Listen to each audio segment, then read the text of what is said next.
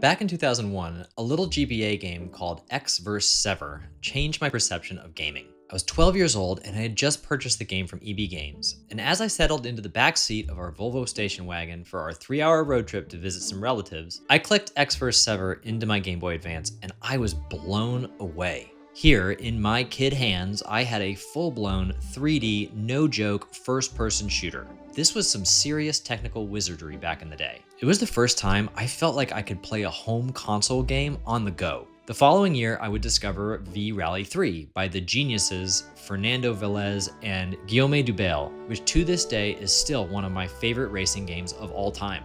Then came SSX 3, Driver 3, Kill Switch, Asterix and Obelix XXL, and Cars Matter National. Ever since then, I've been fascinated by games that seemingly reach beyond their hardware capabilities. These aren't just games with good graphics. These games have a level of ambition in their vision that is unconstrained by technical realities. They are also mostly attempts to port their older sibling home console counterparts to portable hardware. Occasionally, this level of ambition produces one-of-a-kind wonders, but it can also often lead to turd sandwiches too.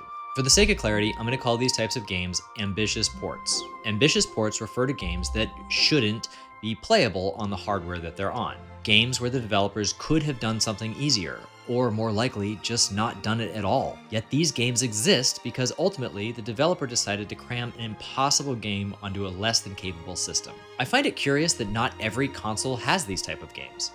I struggle to think of any game on the N64, GameCube, Wii, Wii U, Xbox, Xbox 360, One or X, PS1, 2, 3, 4, or 5 that have games that would fit comfortably into this category.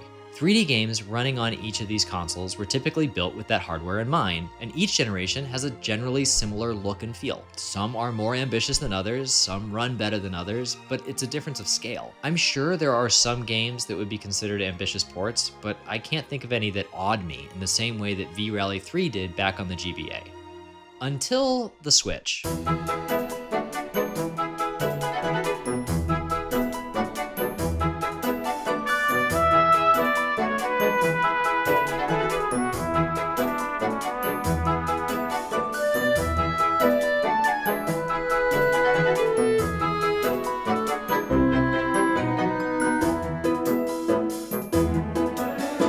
The Nintendo Switch, for whatever reason, feels like a GBA 2 in this one regard.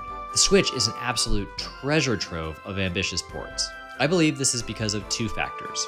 One, it's less powerful than either of its contemporary consoles, the PS4 and the Xbox One, so any ports will therefore need to be squeezed down to their essentials. And two, because it's portable. I had a conversation with my brother the other day, and he told me that the allure of the portability of the Switch has worn off for him. He hardly touches his Switch in favor of playing games on his much more powerful PC. Fair enough, but for me, that allure only grows as the Switch library expands beyond what it should be capable of. Maybe it's because I grew up on X vs. Sever, but when I see a screenshot like this, I still get very excited. It's one thing to make a game specifically for the Switch, but that's not really what I'm talking about here either. That's not to say Breath of the Wild or Xenoblade 3 aren't awe-inspiring for the hardware that they're on, but they were built first and foremost with the limitations of the Switch in mind. I'm talking about the likes of Kingdom Come Deliverance or Hogwarts Legacy, games that were built from the ground up for far more capable hardware. Stripped down, shrunk, trimmed, hacked apart, and pieced back together into something undeniably downgraded, yet that still retains the core of the experience. X vs. Sever will never compete with Halo Combat Evolved, which came out the same year. But the core of moving through a digital world in first person, blasting enemies in 3D, is essentially the same basic experience. Now imagine that instead of getting X vs. Sever on GBA, the developer had instead ported Halo to Nintendo's little 2000s handheld instead. That is essentially the current landscape of ambitious ports on Switch. Instead of pared down versions of big sibling console games, we are getting those very same console games, just in smaller handheld form. Besides owning a Switch, I also have a PS5 as well as a Steam Deck, so I have had every opportunity to play Kingdom Come Deliverance, yet I've been specifically waiting until it dropped on Switch. I have Witcher 3 on PS5, yet I've sunk over 80 hours into the Switch version and only about 4 or 5 into the PS5 version. When I told my brother this, he thought I was insane. He called me a Switch fanboy, and maybe I am, but I'm not sure that's really it. I like the way these lesser experienced games look. I think of them sort of as the demake children of their more high-fidelity parents. I like playing the base version, the bare version. Playing Hogwarts Legacy on Switch gives me that same feeling as playing X vs. Sever on my GBA. There's also a very specific aesthetic to these ambitious ports on Switch. They all tend to have a very similar look. Varying degrees of muddy textures, jaggies from a lack of anti-aliasing, a smoothness to character models, hazy draw distances, lower resolutions, and plenty of pop-in. Across the board, they look worse than their original intended versions on other consoles. Yet, I have grown to kind of love this look. It's a very specific aesthetic. They don't look nearly real like many of their original counterparts do. They look like video games. The gaps in the game world are easier to see. It's easier to see the developer behind the curtain, and in that way, I feel more connected to them. It's like the difference between a modern movie with fancy, nearly lifelike CGI and an old Godzilla flick, where you can tell the sets are miniatures and Godzilla is a guy in a suit. I feel the tactility of the game by seeing its flaws. Modern games are so dead set on realism, but I actually enjoy when a video game looks like a game. Or maybe it's simply just nostalgia for a time when graphics kinda sucked. Highly ambitious Switch ports are also the most developed version of the game. It takes an extra degree of effort to take a game built for modern hardware and trim the fat enough that it will run on Switch without losing the original vision in the process. Developers like Saber Interactive have perfected this art. Their games typically look spectacular on the Switch's screen, while also having that rough around the edges look that marks them as ambitious ports.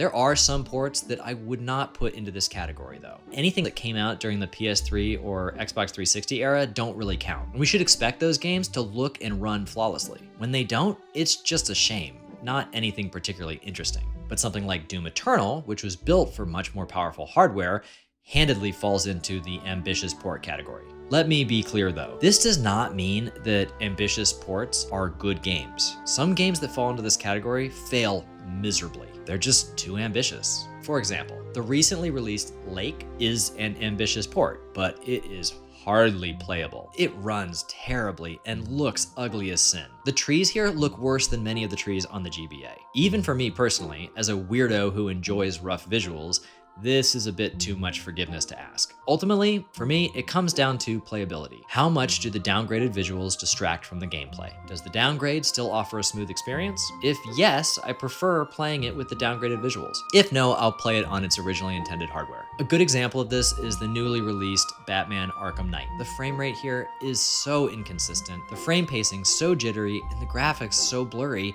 that I found it to be unplayable. There's another category of game I'd like to differentiate here too. Those are games that appear to be ambitious ports, that have all of the hallmark aesthetics, but ultimately aren't because they were built for the Switch. This applies to games like Deadly Premonition 2. Deadly Premonition 2 looks and runs terribly. If it was originally hosted on another more powerful console and ported to Switch, it might make for a middling ambitious port, but because it was built from the ground up with all of the Switch's limitations in mind and still looks like dung, it's not ambitious, it's unacceptable. There's another ambitious yet unacceptable game that I should mention here too. Pokemon Scarlet and Violet. Yikes, this one hurts. I really wish Game Freak had just sent their source code over to the masterminds at Saber Interactive before releasing the game.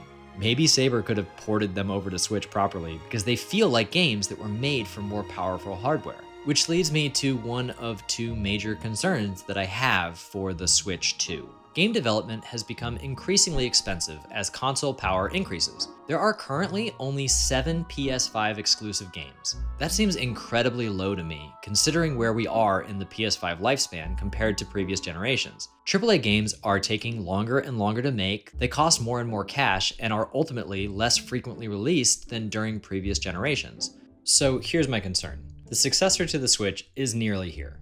It will undoubtedly have more processing power than the Switch. Therefore, it is likely that development of new games will cost more, take more time, and become less frequent. My concern is that in addition to remaking or releasing older generation games, developers will start selling upgrades to previously released Switch games, marketing them as major stopgap releases between less frequent new AAA Switch 2 releases. Would I love for Pokemon Scarlet and Violet to run better on Switch 2? Of course, but it makes me wonder, did they specifically develop Scarlet and Violet for more powerful hardware, then release a lesser current gen version in order to then later sell us the upgrade to make it run how it was always intended to run? Perhaps, but that sucks. Modern games developed for modern hardware should run, well, modernly.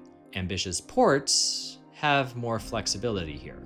There's a rumor going around that the Switch 2 will feature some version of DLSS. DLSS, for those who might not know, is a technique for using AI to allow a game to run at higher resolutions without consuming as much power. It basically means that lower-end hardware will be able to run more demanding games while also making them look significantly better. This technology will just continue to improve, too, which means we're likely to see a lot of very resource-heavy games looking great on lower-end hardware. Some games on my Steam Deck take advantage of DLSS, and it's amazing. Games that shouldn't run do, and look great. So what's the problem? There isn't one. Except that we are likely looking at the very last year of games with this unique aesthetic. This particular look is likely disappearing. And personally, that makes me sad. I love the way these games look. I've loved this generation of hardware, watching courageous developers take big swings with some enormously ambitious ports. If these lesser versions of games are indeed going the way of the dinosaur, I'm gonna miss them and likely look back years from now with the same rose-tinted glasses and level of amazement that I felt all those years ago, sitting in the back seat on a road trip playing X vs. Sever. Are there any ambitious ports that I missed or you think I should check out? Please let me know in the comments. And if you like this video, please like and subscribe. And if you completely disagree with me and think that I am a Nintendo shill and is promoting the death of all that is good in gaming aesthetics, also let me know how wrong I am. And have a good day.